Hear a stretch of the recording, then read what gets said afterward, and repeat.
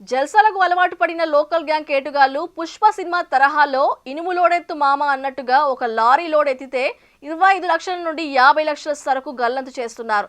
నల్గొండ జిల్లా దామర్చెర్ల మండలంలోని నిర్మాణంలో ఉన్న యాదాద్రి థర్మల్ పవర్ ప్లాంట్లో కొంతకాలంగా దొంగతనాలు జరుగుతుండగా నల్గొండ జిల్లా పోలీసులు చాకచక్యంగా నిందితులను అదుపులోకి తీసుకొని రిమాండ్ చేయడం జరిగింది. నల్గొండ జిల్లా ఎస్పీ శరత్చంద్ర పవర్ స్థానిక మిర్యాలగూడ డీఎస్పీ కార్యాలయంలో విలేకరుల సమావేశంలో మాట్లాడుతూ దొంగల ముఠా వివరాలను వెల్లడించారు.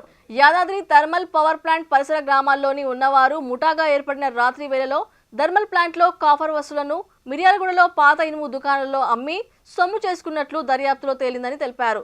దామర్చెర్ల మండలం తాళ్ల వీరప్పగూడెం గ్రామానికి చెందిన వండెం భాస్కర్, చెన్నబోయిన నాగయ్య, సాత్ తండాకు చెందిన గూగులోతు రఘు, గూగులోతు రాముడు, దుబ్బతండాకు చెందిన కొత్త శివ ఒక మూటాగా ఏర్పడి అర్ధరాత్రి వేళల్లో వాహనంలో మిర్యాలగూడలో పాత ఇనుప దుకాణాలకు చెందిన పగడాల బాలరాజు, మేకల శ్రీను, బతుల జానకిరాములకు విక్రయించి సొమ్ము చేసుకుంటున్నారని మీడియా సమావేశంలో తెలియజేశారు.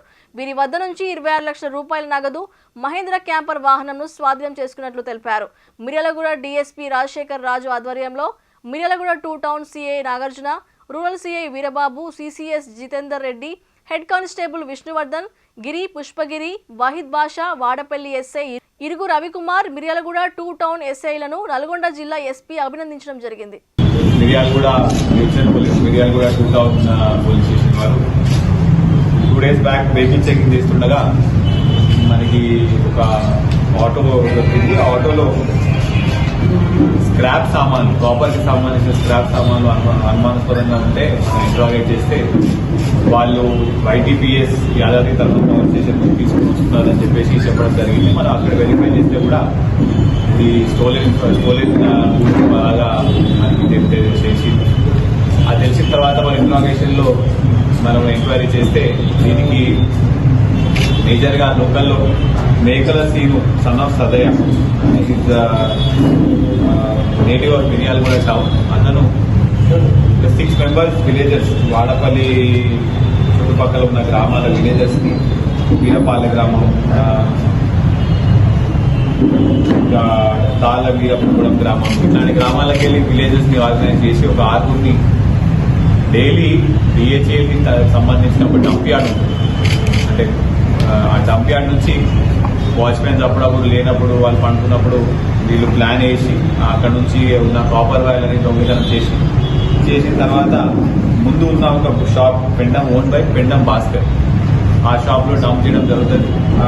అక్కడ అయిన తర్వాత డంప్ చేసిన తర్వాత మళ్ళీ A7 బత్తుల జానకిరాముడు అదంతా ఆ బెడ్ షాప్ నుంచి సామాన్లు కలెక్ట్ చేసుకొని మేకల సీను ఇస్తారు.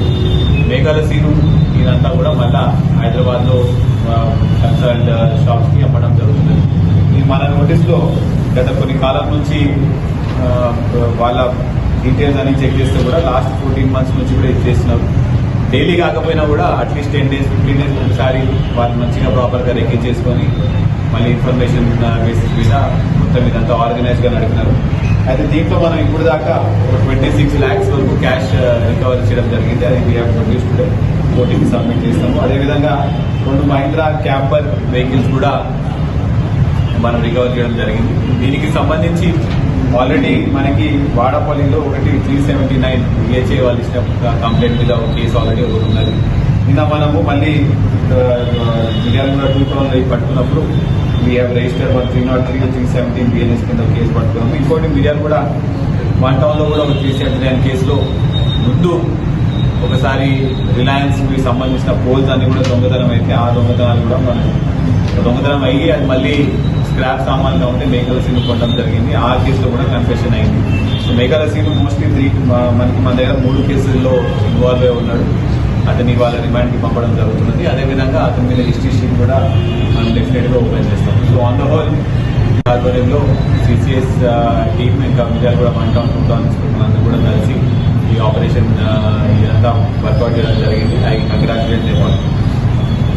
Okay, that's all from my side. Thank you.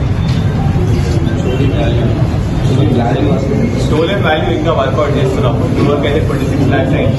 అందరికీ ఫోన్ చూసుకుని మనం ఎంతవరకు చెప్తే కూడా బిహెచ్ఎల్ వాళ్ళతో ఒకసారి కాంటాక్ట్ చేసి మన వాల్యూ